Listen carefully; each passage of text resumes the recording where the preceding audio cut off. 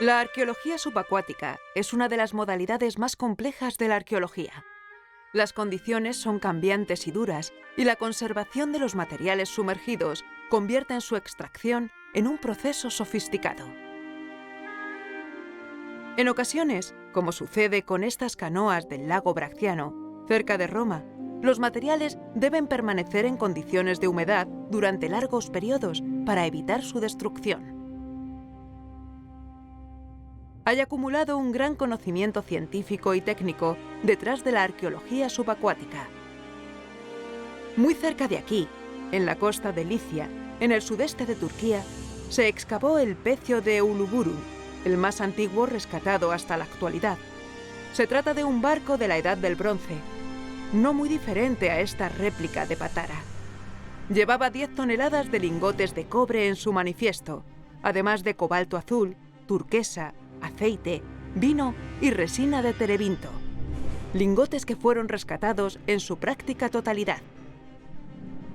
En Bayas, en el Golfo de Nápoles, pueden visitarse restos submarinos de la antigua ciudad romana. Y es que la arqueología subacuática despierta cada vez más interés, ya que gran parte de los restos del pasado se encuentran sumergidos bajo las aguas. El Mediterráneo, el viejo mar de fenicios y romanos, es en verdad un enorme yacimiento arqueológico. A veces creemos que la arqueología es la ciencia que busca los restos bajo la tierra, cuando en verdad hay muchos restos bajo el mar. La disciplina de la arqueología que se encarga de ello es la arqueología subacuática que vamos a conocer. La visión desde el mar de la villa romana de la Punta del Arenal nos deja una evidencia palmaria de las relaciones de la población local con el mar.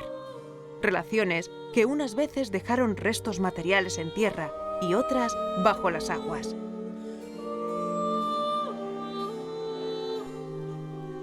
Qué bonito palacio en pleno centro histórico de Javia. Ciertamente, hermoso, ¿eh? Un edificio del siglo XVII transformado en el siglo XIX, pero un edificio ¿Y grande. el contenido está en consonancia con el continente? Bueno, el contenido es todavía mejor. Pues vamos a verlo. Muy bien, muy Como bien. sabes, estamos trabajando con arqueología subacuática y tienes una buena colección. Sí, ya hace tiempo que estamos trabajando y tenemos efectivamente muchos materiales, a veces los primeros... Bueno, una buena colección de ánforas de tipología muy distinta, de épocas distintas. Sí.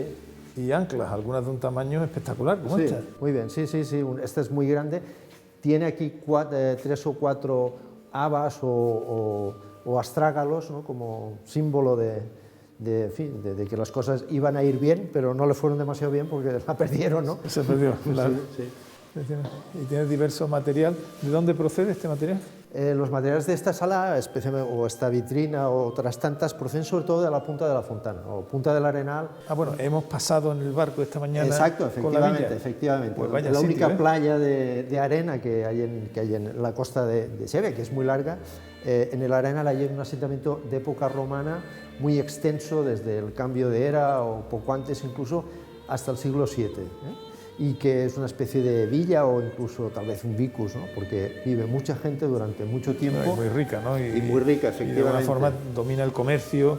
Efectivamente, sí, también parece ser que... Aquí sigue con anclas de tipologías distintas. Claro, unas como ahora esta, ¿no? Que se ha restituido, de aquella manera, claro, los elementos metálicos son los únicos que quedan, y aquí pues otros elementos, ¿no? Conforme... Claro, tanta densidad de anclas, más todo lo que sabemos, significa que hubo un gran comercio, mucho tráfico comercial hay una gran actividad, y náutico, ¿no? Efectivamente. No hay estructuras portuarias como tal, el mundo antiguo tampoco no tiene por qué, pero sí que es una zona, una bahía que favorece el intercambio y zonas naturales donde se fondeaba. Se fondeaba en el Tango, que es el puerto actual, y también en otro lugar que es donde habéis ido, que es el Portichón. Ya sabemos que el Mediterráneo es un gran yacimiento subacuático, pero en algunos lugares, como en Javia, esta densidad arqueológica se condensa. Es espectacular esta sala de arqueología subacuática solo de los alrededores de Javia. En esta pared tenemos distintas ánforas, básicamente del mundo clásico, romano, pero de procedencia geográfica muy distintas. El Mediterráneo fue navegado de norte a sur, de este a oeste, y en Javia tenemos pues una muestra de todas esas nacionalidades. Curiosamente tenemos cerámica y útiles del siglo XIX, cuando Javia tuvo un gran esplendor gracias al agua pasa, piezas andalusíes, medievales, es espectacular. Y aquí, para terminar la sala, una curiosidad, es un gran ancla, aquí vemos el cepo, que no hay que confundir con el ancla, y ahí el zuncho, que agarra en este caso es un ancla de un solo brazo, ¿no? Que realmente es curioso, y vemos cómo se combinan pues la madera y el metal.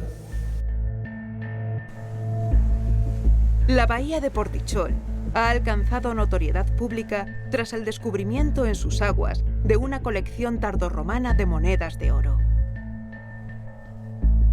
Cuando uno piensa en la arqueología subacuática, cierra uno los ojos y la primera imagen que le viene pues es la del pecio semidestruido y las ánforas. Es como la imagen prototípica, porque es muy abundante, además hemos tenido ocasión de sumergirnos y comprobarlo, muy hermosa. Pero de vez en cuando aparecen grandes sorpresas, incluso tesoros de moneda de oro. Esto ha pasado en Portichol. Cuéntanos un poco cómo fue, qué significa, porque es realmente llamativo ese gran tesoro. Sí, recientemente pues ha habido un hallazgo en principio fortuito por parte de unas personas que estaban buceando y encontraron unas monedas, las trajeron al museo.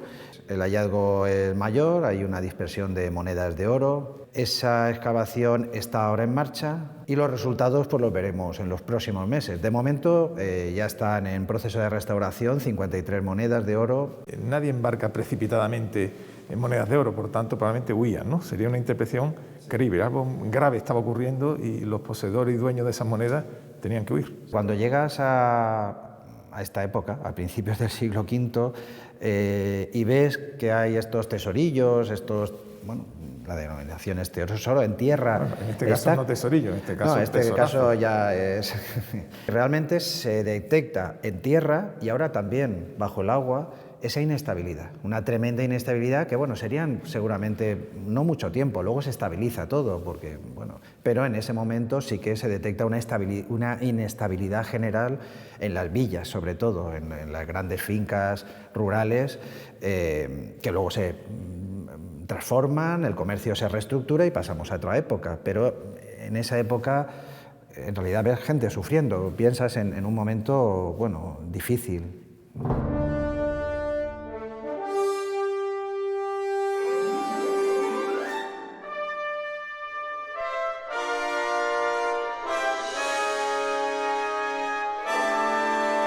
Bueno, salimos del puerto de La Fontana, de Javea, voy con mucha ilusión, vamos a conocer un yacimiento casi inédito. Sí, hemos empezado este año con la Universidad de Alicante y parece que aparte de que hemos encontrado anclas que históricamente nosotros todavía no habíamos conseguido documentar en el proyecto, que vamos a ver ahora, también hemos encontrado varios vestigios de varios pecios. En un principio encontramos algunas ánforas que hacían pensar en un posible barco romano. Fíjate que vamos a hacer la misma ruta que harían seguramente alguna embarcación de carga y descarga, ¿no? Es decir, saldría de este puerto pequeñito, de barcas pequeñitas, llegarían al fondeadero donde ya cargarían de las embarcaciones grandes, ¿no? Sí. Vamos a hacer todo un rito náutico. Vamos a hacer un rito náutico. Nosotros, ahora lo veremos al llegar a lo que sería el proyecto, sería la isla de Portichol. Siempre hemos pensado que la mar siempre ha sido peligrosa, ¿no? Porque al final nosotros le damos al motor y navegamos, ¿no? Pero en aquella época, para mover las embarcaciones que evidencian el comercio, para mover una embarcación de cabotaje o que tuviera que ir directamente a Roma, necesitas de temporales, de vientos fuertes. Claro, era una aventura, un peligro tener que salir a navegar. En la arqueología subacuática, sobre todo en la submarina, las condiciones meteorológicas son especialmente determinantes. El mar puede ser un paraíso y un infierno. Y no solo hablamos de olas o corrientes. El gran enemigo de la arqueología subacuática es la falta de visibilidad. Los fondos se mueven y este movimiento genera una nube de partículas en suspensión que dificulta la identificación de los pecios y la navegación submarina. Hay lugares como el Caño de Sancti Petri, en el que se intenta localizar el templo de Hércules Melkart, que son un canon de excavación dificultosa. En cada recoveco de la costa hay un viento que limpia el panorama y otro que lo enturbia. Hoy las condiciones son especialmente difíciles, lo que no es habitual. Los arqueólogos, gracias a sus dispositivos electrónicos de localización, están tratando de situar el barco de transporte sobre el pecio en el que están trabajando. Los científicos se equipan y empiezan a entrar en el agua. Bueno, ya estamos preparados, vamos a sumergirnos. La verdad es una emoción visitar casi por primera un yacimiento subacuático muy poco excavado todavía, en un lugar privilegiado. Seguimos sus instrucciones al pie de la letra. Entramos en el agua, que ya tiene el frío del invierno. Descendemos tras nuestros guías camino del pecio.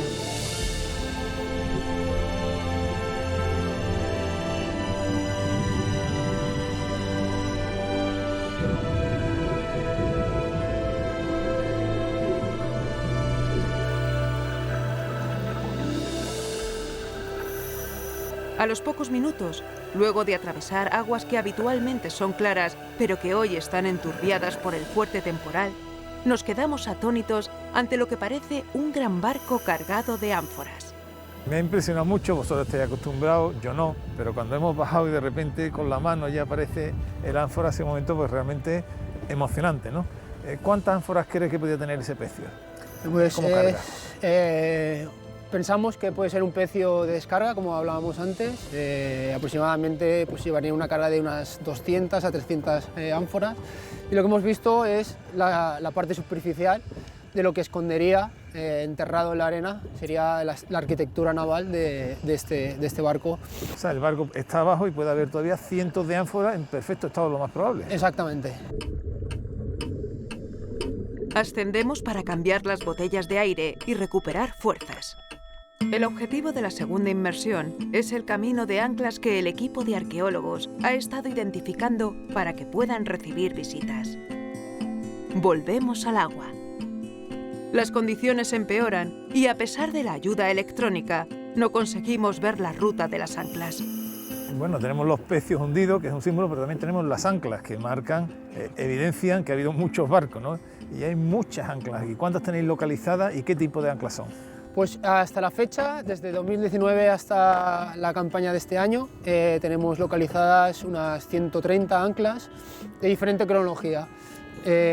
Hay mucha ancla antigua y se localizarían al resguardo de la isla. El punto de fondeo de época antigua está al sur de la isla, como vemos.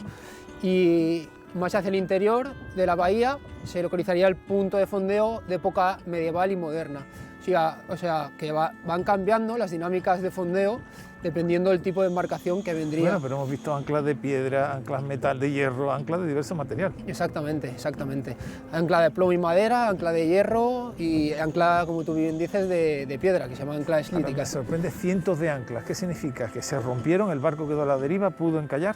Este proyecto está demostrando que esa teoría es válida, igual que muchas otras que se están estudiando a través de las anclas. El motivo de rotura o de pérdida es importantísimo para la investigación científica, que puede aportar datos evolutivos de esas anclas. ¿Por qué evolucionaban? ¿Por dónde se rompían? Y cómo mejoraban en el tiempo, cambiando materiales, reforzando puntos clave de cada individuo. Claro, porque un ancla rota podría significar un naufragio, podría significar la muerte. La muerte de toda una tripulación que va a bordo de ese barco. Entonces, el ancla al final es el elemento clave. Hoy en día lo podemos ver en cualquier barco. Es el elemento clave para que la seguridad de la tripulación esté a salvo y que el barco pueda maniobrar y pueda ejercer el comercio que debería. Hay que esperar a que las condiciones mejoren para poder realizar labores de excavación propiamente dichas. El equipo se sumerge de nuevo para llevar a cabo el aspirado y la excavación en la zona de las ánforas. La mejora de las condiciones climatológicas, lejos de ser las idóneas, permiten un grado aceptable de visibilidad, lo que nos permite visitar la famosa ruta de las anclas. Esta gran concentración de anclas lleva a formular una hipótesis. En el Portichol hubo un puerto desde la antigüedad hasta más allá de la edad moderna. Es un puerto de refugio. El puerto de referencia de la zona estaría en Denia, pero ahí lo que hacen es refugiarse para continuar la ruta. Viene del estrecho, de la zona de Cádiz, toda la costa mediterránea hasta aquí, y entonces se pasa a las Baleares. Las Baleares tampoco sería finalista, se pasaría al estrecho de Bonifacio, entre Córcega y Cerdeña, y hacia Roma.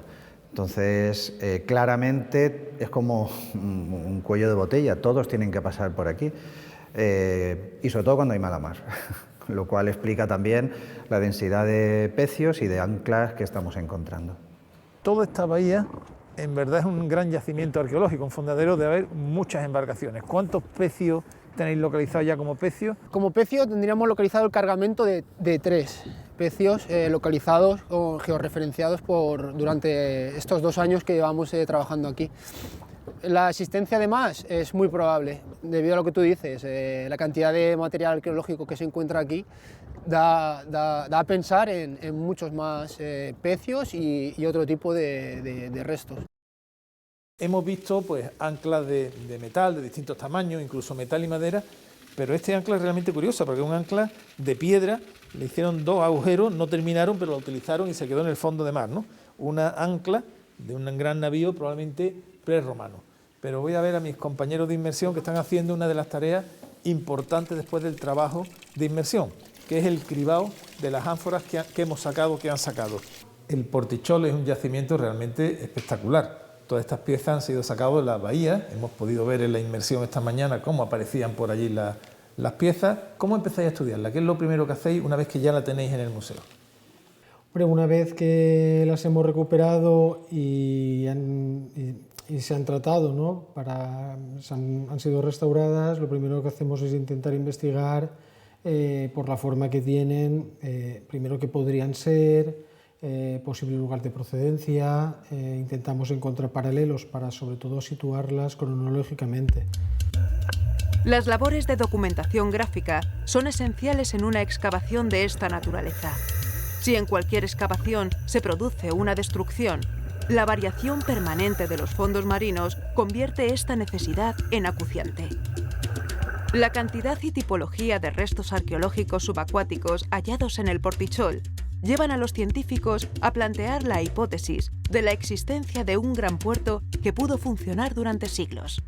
El comercio estuvo muy vinculado desde la antigüedad con santuario y lugar de culto. Aquí se dirían los 2 elementos, comercio y un lugar bellísimo para ubicar un santuario, es decir, tendría para el gusto clásico todos los elementos. Sobre todo por la peligrosidad del mar, ¿no? En aquella época necesitaban de tormentas para mover esas embarcaciones enormes, entonces era muy peligroso navegar. Nosotros pensamos que podría ser un lugar de culto donde podrían pedir a los dioses una protección antes de iniciar una travesía tan peligrosa para llegar a los destinos.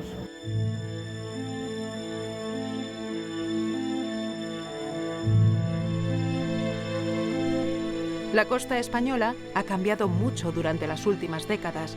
Se calcula que el 75% de las edificaciones de España son posteriores a 1987.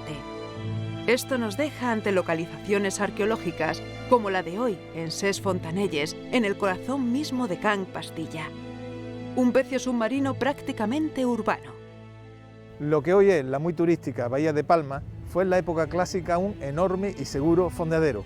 En esta gran bahía recalaban los barcos que cruzaban el Mediterráneo de este a oeste y de norte a sur. Las Islas Baleares tienen, por tanto, un importantísimo papel en el tráfico marítimo del Mediterráneo. Las tareas de planificación comienzan al amanecer. El equipo se reúne para compartir la estrategia, los planes de trabajo. La actividad de los arqueólogos parece un ballet. Cada uno con su partitura, moviéndose con solvencia hasta el pecio. El objetivo está claro. Nos encontramos en una mañana fría, luminosa de invierno. Lógicamente en verano está lleno de turistas, no se puede trabajar en esos momentos. Vamos a hacer la inmersión en un momento. ¿Qué nos vamos a encontrar? El yacimiento consiste en una embarcación de unos 12 metros de eslora, con todo su cargamento intacto, por lo tanto vamos a entrar en este agua cristalina y vas a poder ver de primera mano lo que son los restos de esta embarcación. Alguna parte ya se ve la madera del casco porque fue excavada en el año 2019 en una primera campaña de valoración, y en el resto vas a poder observar todavía las ánforas in situ, el cargamento, ¿no?, los productos que transportaba esta embarcación, que todavía están allí, algunas ánforas incluso selladas. Y no solo eso, sino con inscripciones pintadas, lo que nosotros llamamos titulus pictus, ¿no?, que informan del contenido de esas ánforas. Por lo tanto, es un caso muy singular y un caso extraordinario, ¿no?, para entender precisamente eso, ¿no?, qué transportaban estos envases, cuáles eran los productos que llevaban, y poder hacer un estudio de todo ese cargamento, que en realidad significa pues un tesoro.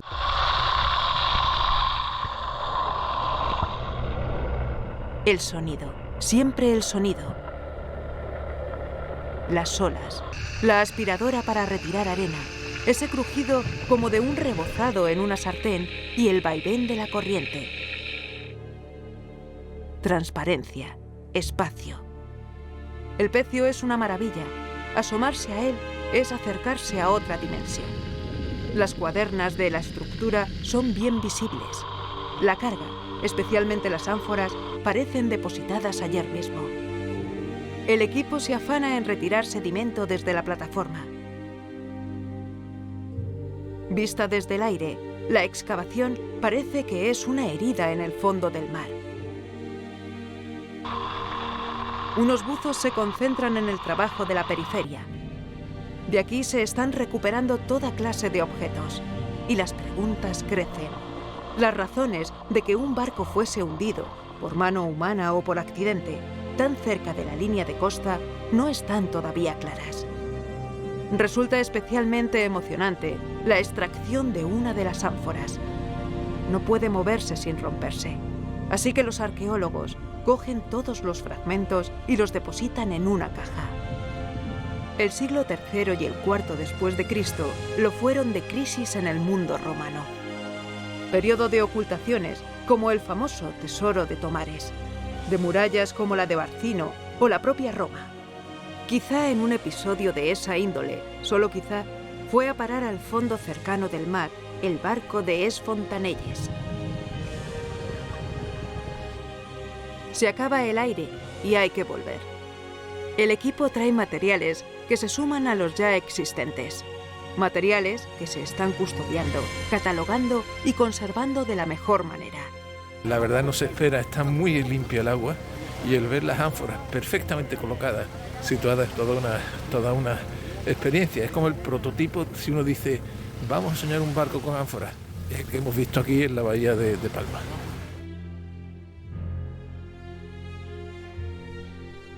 Las pesquisas de los investigadores parecen marcar un camino que tiene algunas certezas y muchas incógnitas.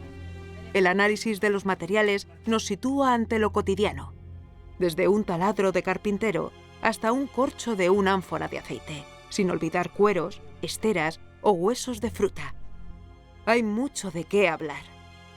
Carlos, cuando hemos hecho la inmersión hemos podido ver, bueno, no solamente la carga maravillosamente conservada, sino la forma del barco, muy clara. A mí me ha parecido un barco muy redondeado, como muy ancho. ¿Era así realmente esa tipología? Sí, correcto. En el periodo romano, en el periodo alto imperial romano, los barcos tienden a ser de formas muy redondeadas. Son naves honerarias, rotundae, redondeadas, y concretamente este tipo de embarcación que tenemos aquí en Ses Fontanelles pudiera acoplar con el tipo denominado por los romanos corbita. Una de las cuestiones que plantea la investigación respecto a si los barcos son muy grandes o son pequeños es que en el caso de estas embarcaciones muy redondeadas de fondos planos y de una eslora contenida, les permiten poderse adentrar en las zonas lagunares y en los ríos. Y eso tiene consecuencias, por ejemplo, pues en el caso de la ciudad de Hispalis, pero también tiene consecuencia el que el barco pudiera llegar hasta la misma ciudad de Roma. Tenemos tres tipologías principales. Una sería los mercantes rápidos para un comercio regional que estarían propulsados tanto a vela como a remos. Entonces tendrían o tuvieron una estética parecida a las galeras, sin embargo su función no era militar sino de transporte.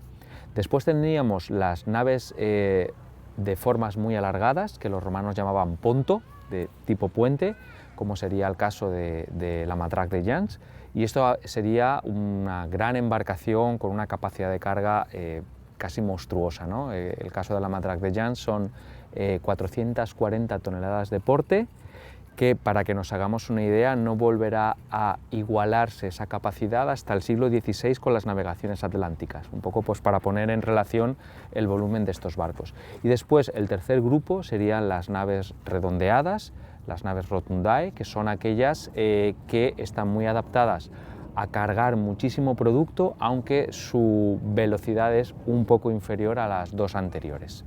¿Dónde estarían los grandes astilleros en el mundo romano?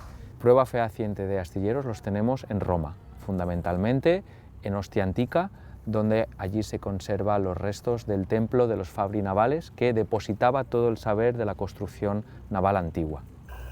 El análisis documental, material, de los fondos marinos es un caudal de información nueva, un poderoso afluente para la arqueología.